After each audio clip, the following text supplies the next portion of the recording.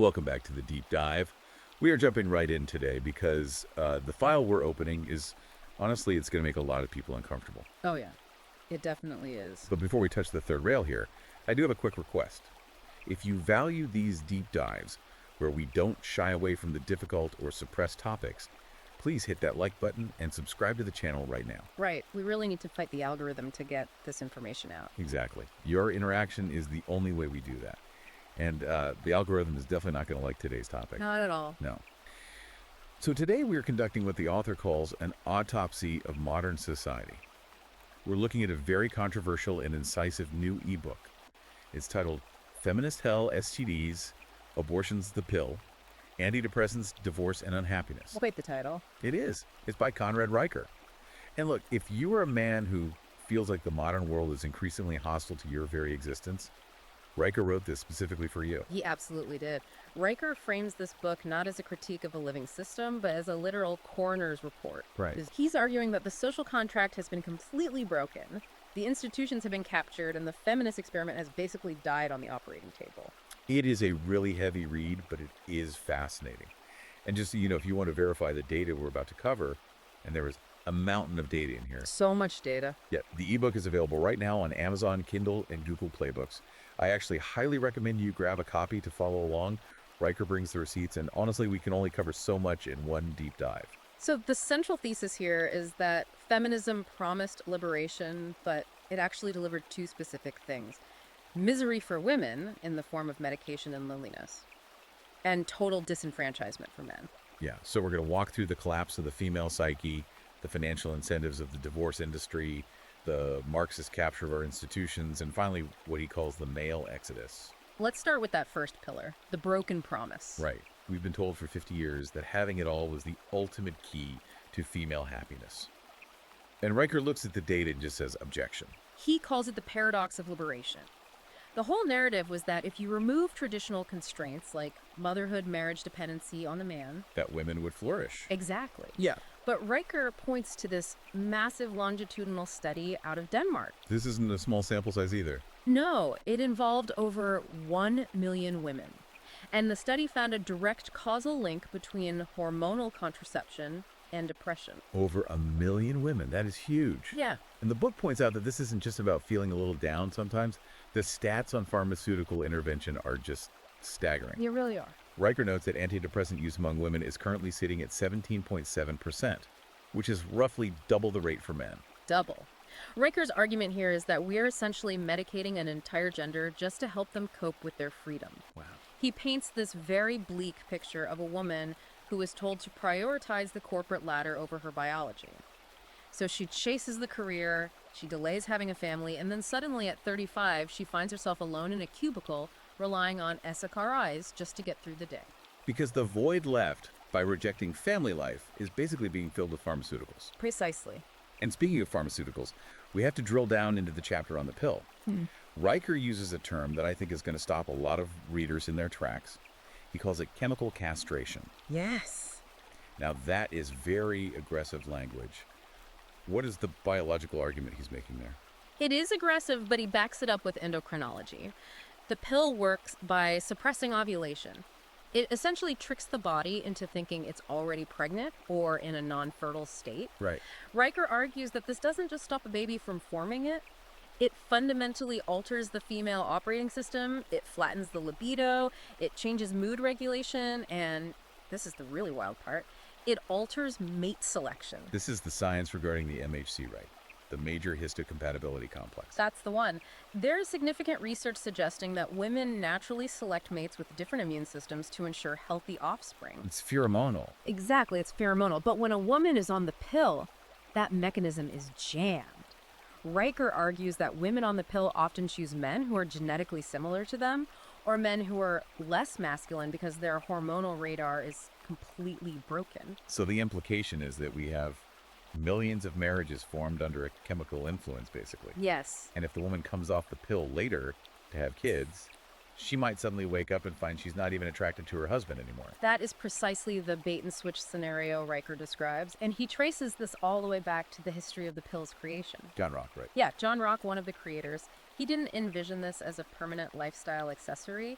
He saw it as a short-term medical tool for severe infertility issues. But today it's just handed out everywhere. Handed out like candy at campus health centers. He cites this student at UCLA who had been on synthetic hormones for 5 years with absolutely zero counseling on the psychological side effects. Unbelievable. Yeah. So we have this massive mental health crisis.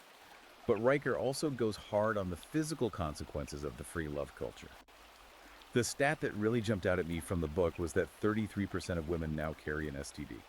It's a terrifying number, and Riker links this to the concept of the sexual marketplace, which we'll get into a bit later. Right. But fundamentally, he argues that by removing the gatekeeper function of female sexuality, by making sex cheap and easily available, we haven't created empowerment. We've created a public health crisis. And he connects this directly to the abortion industry. And I want to be really clear for the listener here.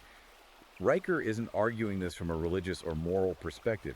He's looking at it strictly as an industry. Correct. He describes abortion not as healthcare, but as a routine backup plan for a culture that flat out refuses to acknowledge biology. Yeah, he points to the saturation of clinics in places like Los Angeles County, right? Right. 12 new clinics opening in a single year in LA. To Riker, this looks like a calculated business model capitalizing on female distress and promiscuity. All the money. Always. He argues that big tech and the medical establishment are profiting off this dependency, while men are left with absolutely no say in the fate of their potential children. That lack of a say is actually the perfect pivot to the second major section of the book, the divorce industry. Riker refers to family court as a feminist casino. The feminist casino. The metaphor being that the house always wins, and in this case, the house is the state and the female plaintiff. Right. And he leans heavily on the statistic that 70% of first divorces are filed by women. And if you look at college-educated demographics, that number spikes to nearly 90%. 90%. Now, the mainstream narrative usually tells us that this is because men are behaving badly, but Riker completely flips that script. He attributes this spike to the structure of the law itself, specifically no-fault divorce. Exactly. Before no fault, you needed actual grounds. Adultery, abuse, abandonment, you needed a reason to break the contract. Now, a marriage can be dissolved just because one party feels unfulfilled or they need space. Riker argues this actively incentivizes women to leave because the state rewards the departure. He calls it cash for kids. Which brings us to the story of Kevin. The book uses Kevin as an archetype of the modern divorced male. Kevin's story is visceral. He's a guy who did everything the traditional script asked of him. He worked overtime, he supported his wife while she went back to school, he was an active present father. And then she files for divorce. Citing irreconcilable differences, which essentially meant boredom. And the court awards her the house primary custody and 70% of his retirement assets. 70%. And Kevin now runs a blog called Beta Betrayed. It sounds extreme, but Riker argues this is a feature of the system, not a bug. It leads directly into what he calls the deadbeat dad myth. Society loves to paint this picture of the deadbeat father who runs off and just refuses to pay for his kids. But the data tells a different story. It does. He cites the Pew Charitable Trusts, which found that 80% of unpaid child support debt comes from orders that demand more than 50% of a man's gross income. Let's just pause and look at the math there for a second. If the court takes 50% of your gross income before taxes, Right. after taxes you're left with what? Maybe 20 or 30% of your actual paycheck to live on. Exactly. You literally cannot pay rent and buy food on that math. It is mathematically impossible, so the man inevitably falls behind. And then the state revokes his driver's license. Which means he can't get to work, which means he loses his job and then he goes to jail. Riker describes this as a modern debtor's prison system, explicitly designed to crush men who lack the resources to fight back. It's a terrifying feedback loop. Yeah. And Riker argues this anti-male bias isn't just confined to the courtroom either. It has metastasized into the workplace and into education. He calls this institutional capture. This is the war on competence. Riker argues that our major institutions, HR departments, universities, corporate boards, have been completely captured by a Marxist feminist ideology that actively punishes male traits. Traits like stoicism, competitiveness, aggression, risk-taking. The very things that historically built civilizations are now labeled toxic. He cites the American Psychological Association's 2019 guidelines here. Yes, where they essentially declared traditional masculinity to be psychologically harmful. Wow. Riker argues this is a deliberate attempt to pathologize maleness itself. If you act like a traditional man, the medical establishment literally says you're sick. The book gives some pretty high-profile examples of what happens when you challenge this orthodoxy, too. We have Brett Weinstein at Evergreen State College and James Damore at Google. The Damore case is particularly instructive for Riker's argument regarding the corporate world. Damore didn't write some unhinged, hate-filled manifesto. No, he wrote an internal memo. A memo suggesting that biological differences in interest, specifically systemizing versus empathizing, might explain why there are fewer women in software engineering.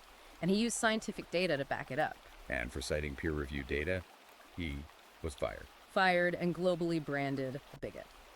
Riker uses this to show that truth is no longer a defense in these institutions. It creates a massive culture of fear. There is a Stanford study mentioned in the book stating that 84% of faculty now self-censor their views. 84%. If the people teaching the next generation are afraid to speak the truth. Riker asks, are we even educating people anymore?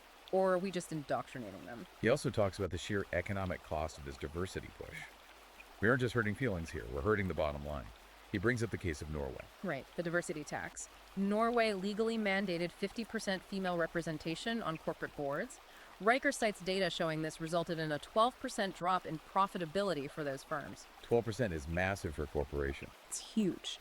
And he attributes this to risk aversion. The board meetings turned into consensus-seeking therapy sessions rather than decisive, aggressive business strategy sessions. He argues that by prioritizing gender quotas over actual competence, we are just making our economies weaker. So we've covered the courts, the jobs, and the schools. Now let's talk about the dating market, because this is where the book gets into the sexual marketplace and introduces the cat lady pipeline. This section relies heavily on the concept of hypergamy. In evolutionary biology, hypergamy is the female instinct to marry up, to find a partner with higher status or more resources. Right. Riker argues that dating apps have hyper-accelerated this natural instinct into a complete delusion.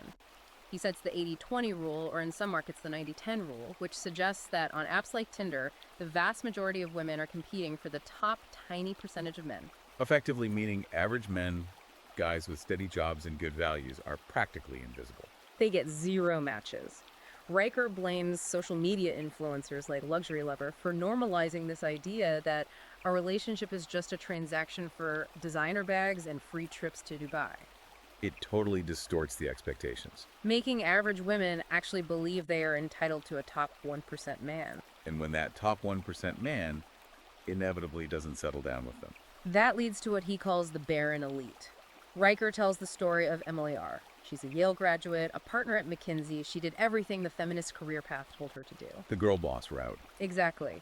She froze her eggs at 34 to focus on the corporate grind.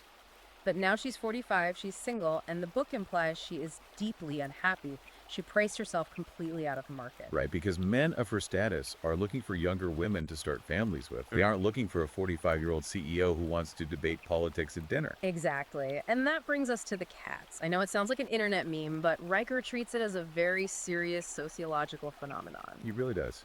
He argues that pets are being used as surrogate children. He even brings up Toxoplasmosis gondii. The cat parasite. Yeah, the parasite found in cat litter. There is actual science suggesting this parasite can influence human behavior, potentially increasing neuroticism. It's wild. Riker uses it to paint this grim picture. Women who spent their 20s mocking stay-at-home moms ending up completely alone whispering to felines because they waited too long to start a family. So faced with all of this, the rigged courts, the hostile workplaces, the impossible dating standards, what is the male response? Riker says they're checking out.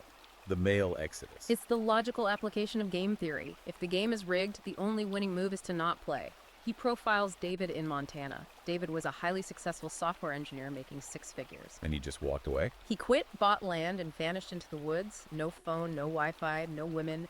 He told Riker, I didn't leave society. Society left me. Wow. And it's not just extreme survivalists in cabins either. The data shows a massive drop in men even using dating apps. Male usage on Tinder dropped 38% between 2017 and 2022. 38% is a huge demographic shift. It's enormous. And that ties into the rise of the manosphere.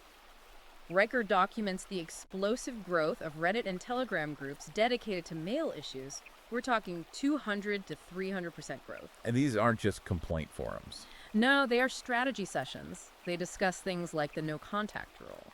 Explain that for the listener who might not have heard that term used in this context. Sure. No contact is usually advice for getting over a bad breakup. But here, it's an entire lifestyle. It means zero emotional or financial entanglement with women to avoid false accusations or financial ruin in family court. It's a risk management strategy. Precisely. Riker argues men are realizing that a single bad date or a bad marriage can end their career or cost them their freedom. So they are simply choosing solitude or exclusively male camaraderie. He mentions places like Brotopia Ranch and Iron Haven. These sound like they're trying to build a completely parallel society. In a way, they are. They're creating physical and digital spaces where masculinity is actually celebrated rather than pathologized. They are realizing that if the institutions are captured, they just have to build their own. So where does this leave us? The book is called Feminist Hell, but does Riker offer a way out? Or is it just a chronicle of the decline? His solution is definitely controversial, but it's completely consistent with his thesis. He calls for a full restoration of patriarchy. Now, we need to be clear on his definition here. Riker argues that patriarchy isn't about oppression. He views it as a necessary biological structure for a stable society. He uses the Hasidic Jewish community in Brooklyn as a case study for this. Yes. Why them specifically? Because of the results. They have a 98% marriage rate, extremely low divorce, high birth rates, and incredibly strong community cohesion. Riker argues that their structure, which has distinct gender roles, courtship instead of hookups and strong male leadership, actually works. Right. He contrasts their thriving community with the sheer loneliness and medication of the liberated secular world. So his call to action is for men to essentially stop apologizing, to lead, protect, and provide, but strictly on their own terms. Precisely. He views this not just as a political disagreement, but as a literal battle for the survival of civilization. Riker suggests that the woke culture is biologically self-terminating. Because it doesn't reproduce. Exactly, it doesn't reproduce. Therefore, the men who opt out today and build their own strong traditional communities will be the ones left standing to inherit the future. That is a very provocative thought for you to consider. That opting out isn't a retreat at all, but a long-term siege strategy. It recontextualizes the whole movement. If the current system is crashing, you don't try to fix it. You get to the lifeboats and wait for the dust to settle. We've covered a massive amount of ground here today, but honestly, we've really only scratched the surface of the data and the stories in Feminist Hell. Riker describes this book as a weapon in the culture war. It really is. If you want the full arsenal, the charts, the court cases, the raw data, you really need to read the full text. Absolutely. If you found this discussion eye-opening, the book goes so much deeper into the actual mechanics of these laws and studies. So here is your call to action. Go to Amazon Kindle or Google Play Books right now and buy Feminist Hell. But the conversation doesn't stop there.